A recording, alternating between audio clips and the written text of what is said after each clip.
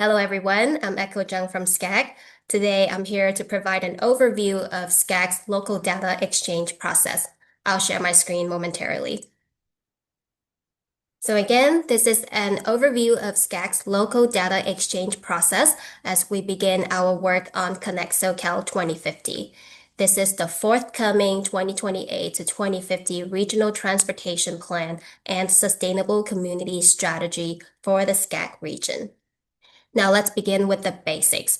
Local data exchange, or LDX, is a process to facilitate local agency input and support data collection and policy development for Connect SoCal. Through this process, we aim to meet with every local jurisdiction in the region to share and exchange information for regional planning purposes. The information includes customized GIS maps, data sets, and a planning survey. I want to emphasize that the LDX is the primary opportunity for local jurisdictions to provide input during the development of Connect SoCal. It ensures that our regional plan is grounded in locally validated data and that SCAG's long-range growth forecast is reflective of the growth visions and priorities of cities and counties.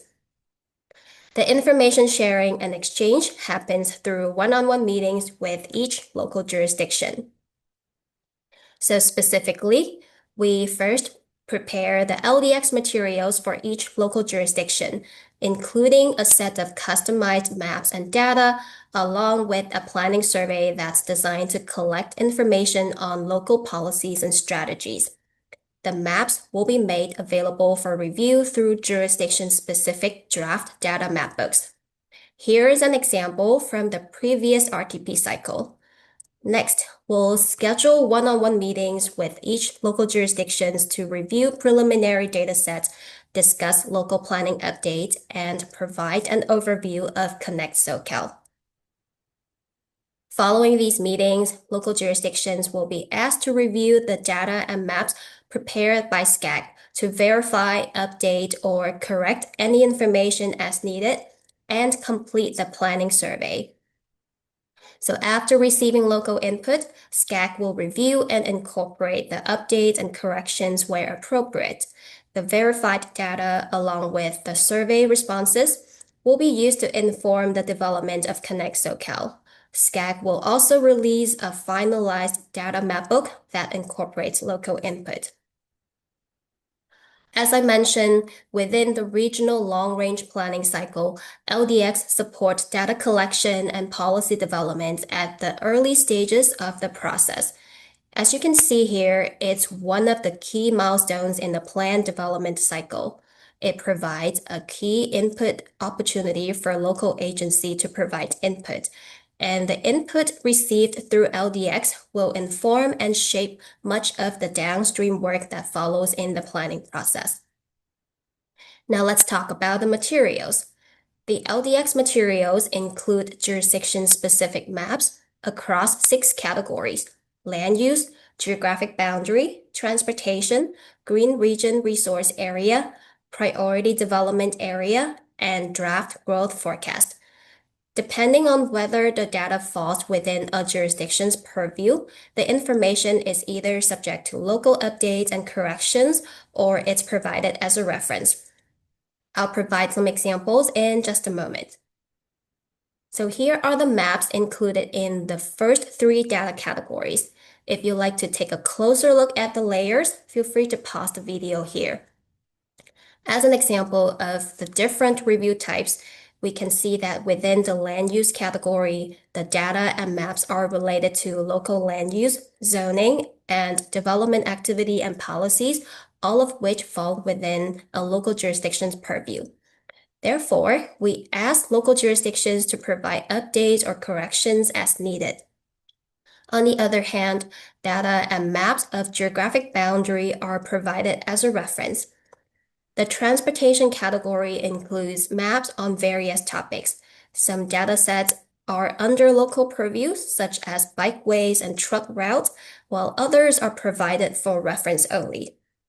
For example, transit priority areas are delineated based on statutory language and the planned transit network in the currently adopted RTP.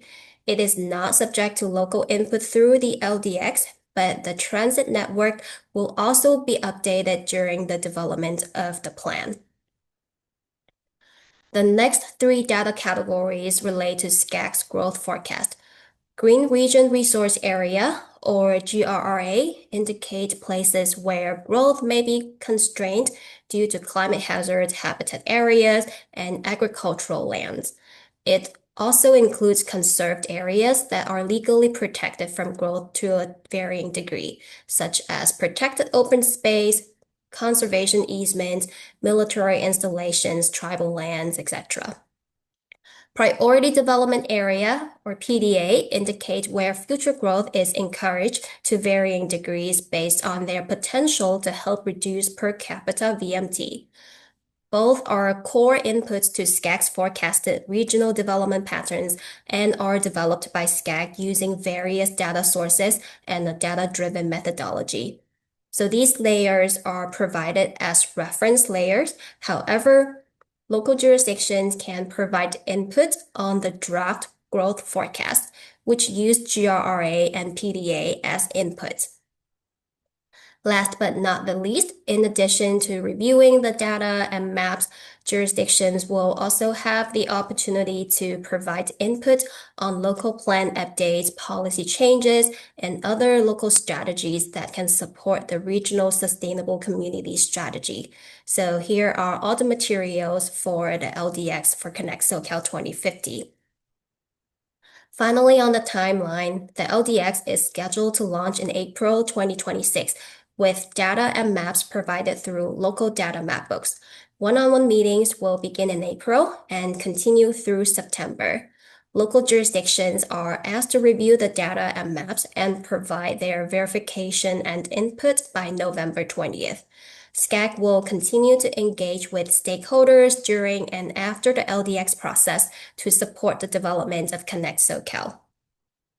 Thank you very much for joining me today. We look forward to working with you and make local and regional plans support one another.